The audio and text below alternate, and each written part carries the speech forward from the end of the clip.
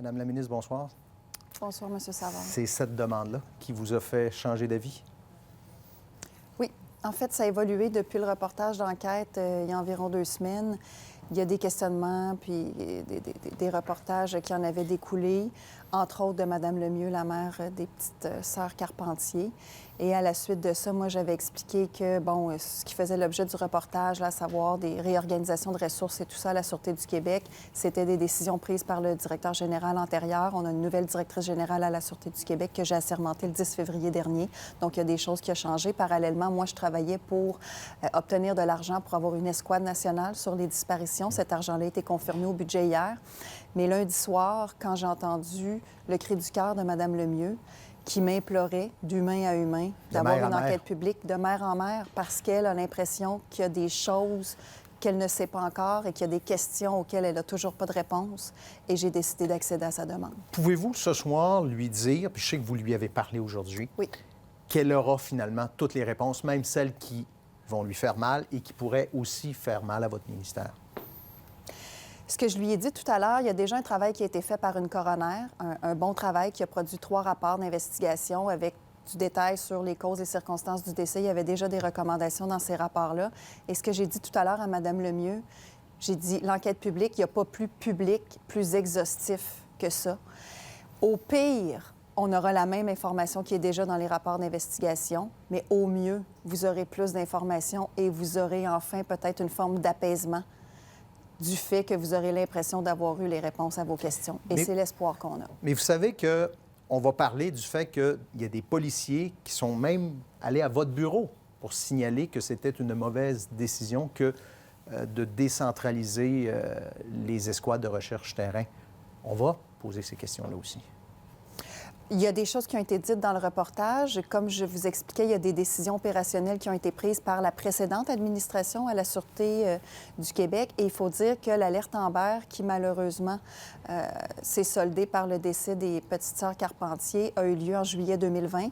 Et 1 an plus tard, au mois d'août 2021, il y a eu une autre alerte Amber dans le Bas-Saint-Laurent, le petit Jake Côté et son père qui étaient portés disparus, qui, elle, heureusement, s'est soldée par un dénouement heureux. On a retrouvé le petit garçon et son père sains et saufs.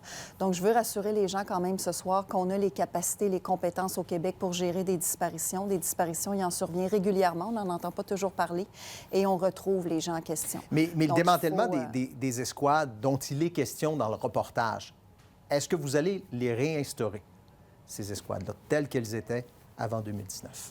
Bien, il y a 2 éléments à la réponse. D'une part, ce qui s'est produit avant l'alerte Amber, avant 2020, des décisions de 2018-2019, c'est le genre de choses qui vraisemblablement pour être examiné durant l'enquête publique. C'est pas à moi de faire cette analyse-là, c'est au coroner. Et d'autre part, il y a déjà des changements qui ont été faits par l'actuelle directrice générale à la Sûreté du Québec et qu'on va continuer de faire avec l'argent que j'ai débloqué au budget hier, un 10 millions pour vraiment formaliser et renforcer les équipes en cas de disparition au Québec. On va complètement changer de sujet, puis on se le disait avant d'entrer en ondes, il y a 2 gros sujets qui touchent directement vos fonctions. Vous avez croisé le maire Marchand tout à l'heure. Oui. Êtes-vous parlé, là, sérieusement? Si on s'est parlé? Oui. Oui, vous tout à fait. Êtes-vous capable de vous entendre ensemble? Oui. Puis quand je suis arrivée, on s'est souri, on s'est, pas serré la main, mais le coude, le poing. Et donc, c'est ça, moi, je le dis sur toutes les tribunes. On me dit, est-ce que la lune de miel est finie et tout ça? C'est pas ça la question. On a une très bonne relation, M. Marchand et moi. On veut la même chose pour Québec, de l'envergure pour notre capitale nationale, une vision régionale, créer un pôle métropolitain de développement économique, de création de richesses fort, capable de rivaliser avec d'autres pôles économiques au Québec, au Canada, en Amérique du Nord. Pour ça, on a besoin de grands projets de développement, notamment en mobilité durable. Il y a un enjeu de perception, c'est-à-dire de vision sur le projet de réseau structurant qu'on veut justement nous structurant, qu'on veut régional, s'assurer d'une desserte des banlieues, de tenir compte des villes périphériques à la ville de Québec. Vous ne pouvez pas reprocher au maire de Québec de vouloir avoir le meilleur pour sa ville de Québec. Vous dites, moi, je parle pour la région, mais lui, il est maire de la ville de Québec. Exactement. Il veut C'est le pour projet ça que- pour Québec. Bien, exactement. Sauf qu'en même temps, ce projet-là fait partie de notre projet à nous, le gouvernement du Québec, qui est le réseau express de la capitale, où il y a, oui, le réseau de transport structurant, il y a aussi le tunnel Québec-Lévis, il y a la connexion, ce qu'on fait avec la Rive-Sud, et il y a des voies réservées pour desservir les banlieues de Québec.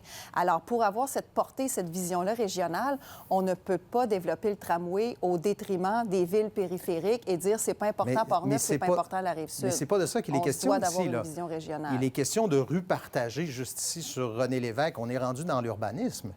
Est-ce que le gouvernement Et ça, du Québec c'est une est en train de faire de gestion l'urbanisme à la place de la Ville de Québec? Non, pas du tout. Puis on ne commencera pas à gérer les arrêts-stop dans les rues municipales. C'est pas ça du tout. C'est que ce qu'on a vu la semaine dernière, une étude qui disait que la voie partagée entre Bourlamaque et Salaberry est celle aussi que le maire Marchand se propose d'ajouter dans le coin de Saint-Charles-Garnier.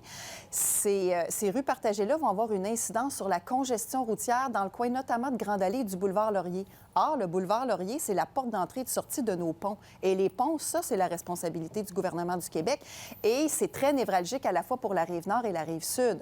Donc, quand on dit, moi, Lévis, Saint-Apollinaire et tout ça, ça fait pas partie du projet, je comprends que pour lui, c'est pas dans Oui, mais là, sa une congestion juridiction. sur René Lévesque Mais n'a nous, pas notre d'effet vision à régionale... Saint-Apollinaire. Sérieusement.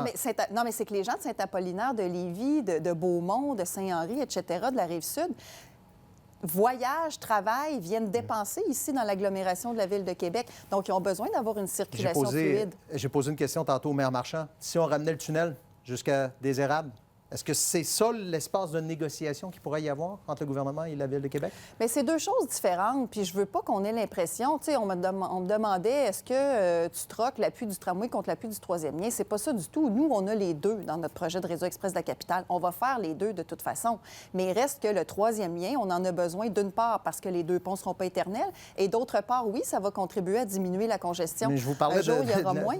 Je vous parlais de René Lévesque. Oui. Et si on ramène le tunnel, est-ce que c'est ça l'espace de négociation possible pour sortir plus loin sur des érables et là, bon, il n'y aura pas de rue partagée? Bien là, si vous me parlez de notre tunnel Québec-Lévis, Non, on va je parle présenter... du tunnel pour le tramway. Mais ça, c'est parce que c'est le projet de la Ce qui a Ville de été Québec. rétréci, là. Oui, non, c'est ça. Bien là, je pensais que vous me Ouais. parliez du Non, tunnel non. Québec-Lévis, parce que là, on va présenter bientôt c'est parce qu'ils vont avoir une nouvelle mouture bientôt, qu'on a hâte d'ailleurs de présenter, qui va être un peu plus modeste et je pense qu'il va plaire encore davantage aux gens. Mais bon, la longueur du tunnel, la façon d'aménager les rues, il y a été question aussi les fils et tout ça. Il y a eu certains engagements aussi durant la campagne municipale. Le maire avait parlé de faire 10 changements. C'est pas tout à fait clair aussi, finalement, les changements qui seront qu'il va faits avoir le là-dedans. décret? Donc, Je défonce dans et mon oui, temps, il y aura là. le décret. Oui, il y aura Ouais. le décret. Tout ça découle de est-ce qu'on va donner le décret? On va le donner le 6 avril. On s'y est engagé hier et je l'ai réitéré aujourd'hui. Madame la ministre, merci beaucoup. Merci.